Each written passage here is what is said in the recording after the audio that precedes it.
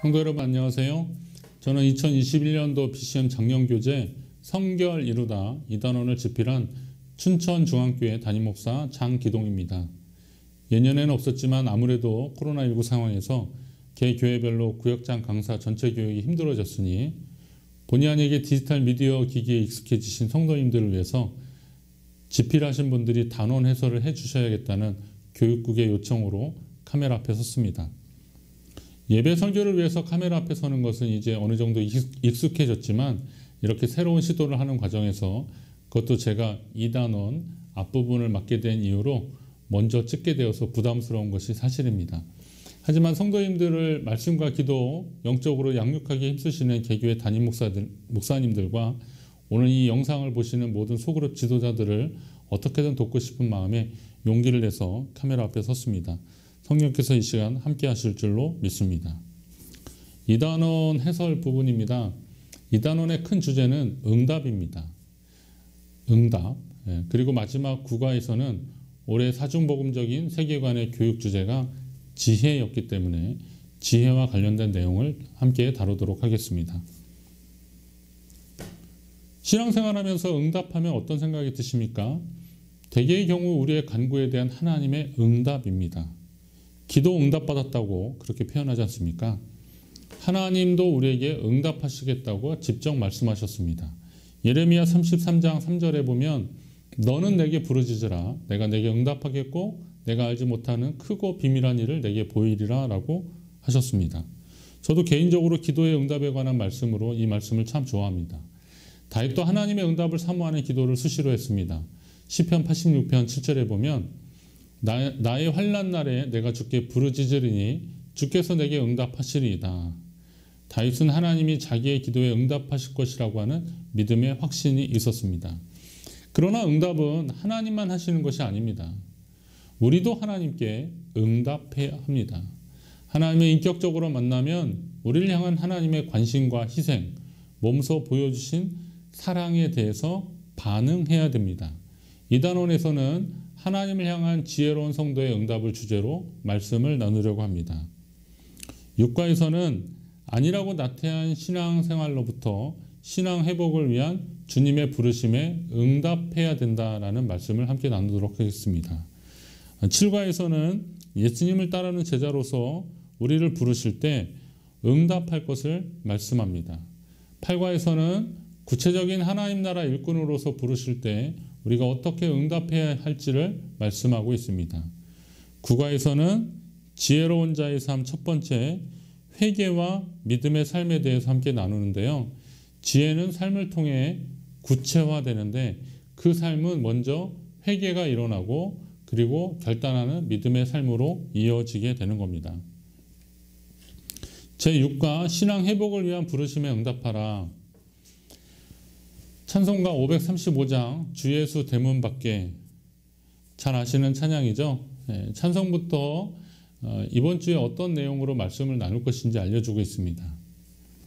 요한계시록 3장에 라오디게아 교회를 향한 말씀이 나오고 있습니다. 거기에 보면 또 새길 말씀으로 볼지어다 내가 문 밖에 서서 두드리노니 누구든지 내 음성을 듣고 문을 열면 내가 그에게로 들어가 그와 더불어 먹고 그는 나와 더불어 먹으리라. 계시록 3장 20절 말씀인데요. 아주 유명한 말씀입니다. 자, 6가의 새길 말씀은 우리가 잘 아는 이 요한계시록 3장 20절 말씀을 중심으로 하는데 주 예수 대문 밖에 기다려 섰으나 이렇게 찬송과 연관된 구절입니다. 내가 문 밖에 서서 두드리노니 누구든지 내 음성을 듣고 문을 열면 문 밖에서 두드리시는 주님의 음성을 듣고 문을 열어야 나머지의 삶이 펼쳐지는 겁니다. 문을 여는 행위가 응답의 행위입니다. 문을 열어야 주님과 함께하는 삶이 시작됩니다. 코로나19로 많은 성도들이 출입문을 닫아버렸습니다. 방역을 위해서 닫았다고 하지만 혹시 문빗장을 걸고 그 안에 갇혀버린 상태가 되어선 안 될 것입니다. 자칫 우리의 신앙까지도 그 안에 갇혀서야 되겠습니까? 코로나19 상황이 끝나야 다시 열심히 신앙생활 하겠다고 하면 그건 안 됩니다. 지금의 상황에서도 하나님을 찾고 찾아야 합니다. 감사하게도 하나님은 지금 문 밖에서 우리를 기다리고 계십니다. 구역원들과 신앙 회복을 위한 나눔을 시작하시기 바랍니다. 말씀 나누기, 오늘 본문은 요한계시록의 내용입니다. 환난과 박해, 순교자가 속출하고 있는 상황에서 당시 교회 성도들에게 소망과 위로의 말씀을 전해주고 싶은 주님의 편지입니다. 우리 주님의 마음이 담긴 편지라고 보시면 됩니다. 편지의 수신자는 누굴까요? 소아시아의 7교회라고 하지만 오늘 우리 성도들에게도 주시는 주님의 말씀입니다. 각 교회의 특징들이 있습니다. 소아시아 7교회의 각 교회의 특징들이 있는데 그 중에서도 라오디게아 교회는 주님께 책망을 듣습니다. 왜 그랬을까요?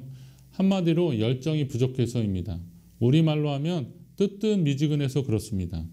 어쩌면 결단하지 못하고 세상과 하나님 사이에서 망설이고 있는 우리의 모습을 보는 것 같습니다. 성도의 헌신과 결단을 주저하게 하는 것이 무엇일까요? 편안함이 그 중에 하나입니다. 라오디게아 지역은 온천이 나오는 히에라볼리, 지금은 파묵갈레라고 하는데요. 그 옆에 있습니다. 온천물이 흘러가면 나중에 어떻게 됩니까? 차지도 않고 뜨겁지도 않은 상태가 됩니다. 신앙이 그래서는 안 된다는 거죠. 그리고 라오디게아 지역은 양털로 만든 옷과 안약 제조 기술이 있어서 이걸 팔아서 도시 전체가 부유했습니다. 그러다 보니 영적인 도전에 대해서 망설이게 되는 겁니다. 왜냐하면 예수님을 따르는 길은 좁은 길로 가는 것이기 때문에 그렇습니다. 그러나 편안한 것과 평안한 것은 분명히 다릅니다. 신앙생활은 편안함이 아니라 평안함을 추구해야 합니다. 영적인 나태와 무지에서 벗어나야 하는 겁니다. 이렇게 변화에 대한 갈망이 있을 때 비로소 주님이 우리를 부르시는 소리를 듣게 되는 겁니다. 은혜 나누기, 이 시간은 강사님보다 구역원들의 시간입니다. 앞에 말씀 나누기 시간에 강사님들이 본문을 중심으로 말씀을 나눴다면 이제는 질문을 통해서 적용하고 느끼고 깨달은 점들을 나누는 시간인데 질문에 대한 정답은 없습니다. 큰 틀에서 벗어나지 않으면 구역원들의 대답을 존중해 주시고 잘 들어주십시오. 첫 번째 질문, 주신 사명을 끝까지 실천하신 예수님의 방법은 무엇입니까? 이거에 대한 교재의 답은 순종인데요. 그런데 어떤 분들은 자기 희생이라고 대답할 수 있고 사랑이라고 대답할 수도 있습니다. 그것도 틀리지 않은 것임을 말씀해 주시기 바랍니다. 세 번째 질문으로 문 밖에서 부르시는 주님께 대한 응답은 무엇입니까? 자, 주님의 부르심에 대한 응답의 형태와 방법을 묻는 질문이니 예배와 말씀 그리고 삶의 실천을 염두해서 모임을 이끌어 가시면 됩니다. 주님의 부르심에 대한 우리의 응답이 무엇이겠어요?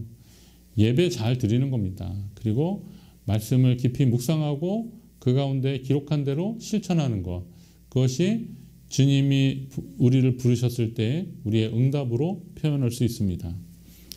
제7과 제자가 되라는 부르심에 응답하라. 495장을 찬송으로 했는데요. 누가 주를 따라 섬기려는가? 누가 주를 따라 섬기려는가? 이 찬송가를 신학생 시절 학교 챗불에서 부르는데 정말 비장한 마음이 들었습니다. 이 시대의 많은 사람들 중에 누가 주를 따르길 소망하는가? 주님이 물어보실 때 대답하는 자가 우리가 되어야 할 것입니다. 배울 말씀은 마가복음 1장 16절에서 20절이고요. 새길 말씀은 마가복음 1장 20절입니다. 곧 부르시니 그 아버지 세베대를 품꾼들과 함께 배에 버려두고 예수를 따라가니라입니다. 세베대의 아들들 야고보와 요한을 이야기하는 거겠죠. 자, 그 아버지를 품꾼들과 함께 배에 두고 예수님을 따라갔다. 주의 제자로서 그 부르심에 응답한 제자들의 이야기들입니다.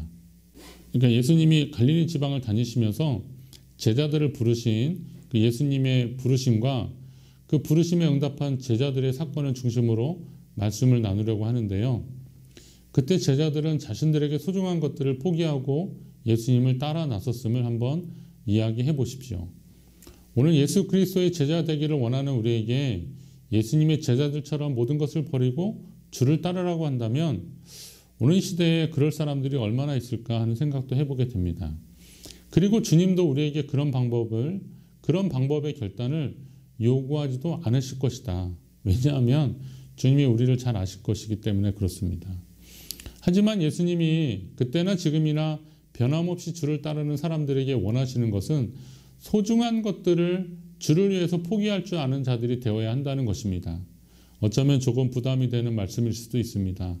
그러나 주님의 제자가 된다는 것이 어떤 것을 의미하는지를 함께 나누면 우리가 주님을 섬기면서 결단해야 하는 부분과 그 시간이 다가올 때 우리는 더 용기를 낼 수 있을 것입니다.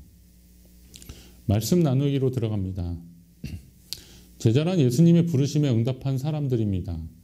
제자는 하늘에서 뚝 떨어진 사람들이 아닙니다.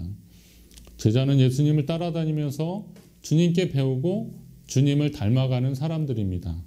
그러면 베드로, 야고보, 요한, 안드레 같은 복음서에 나오는 12제자뿐만 아니라 오늘 복음 안에서 부르시는 주님의 음성을 듣고 예수님을 구주로 영접한 오늘날의 성도들도 다 제자라는 것을 말씀해 주십시오.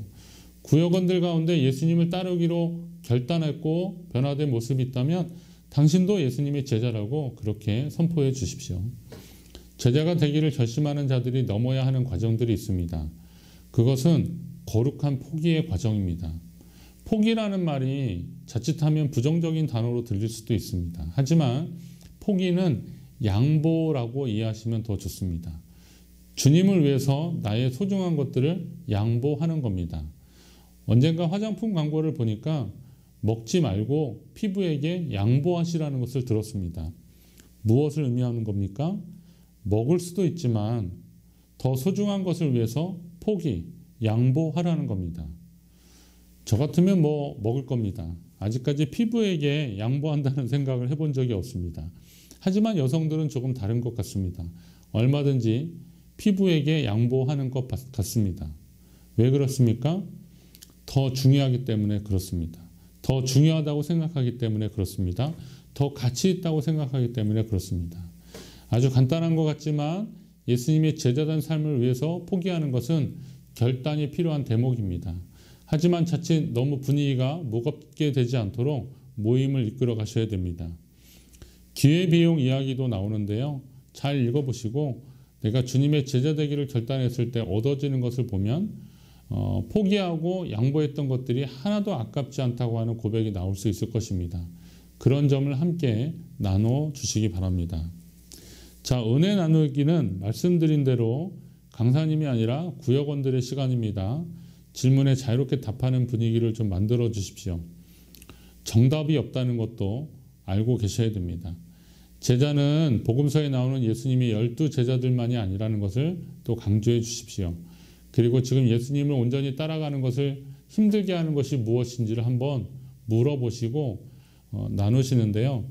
강사님이 먼저 그런 부분들을 좀 솔직하게 내려놓으시면 구역원들 사이에서도 더 진지한 나눔이 가능할 것 같습니다. 예수님이 제자 되는데 필요한 것이 무엇인지를 묻는 질문은 자격 조건을 말하는 것이 아닙니다. 자유롭게 답을 하시는데 부르심을 느꼈을 때 다음으로 미루지 않고 즉시 해야 한다는 것을 강조해 주시기 바랍니다. 예수님을 따라가는 제자된 삶이 세상에서 누리는 그 어떤 영광과 칭찬보다 소중한 것을 다시 한번 새겨보면서 제자된 삶으로서의 응답이 여러분에게 계속되기를 바랍니다.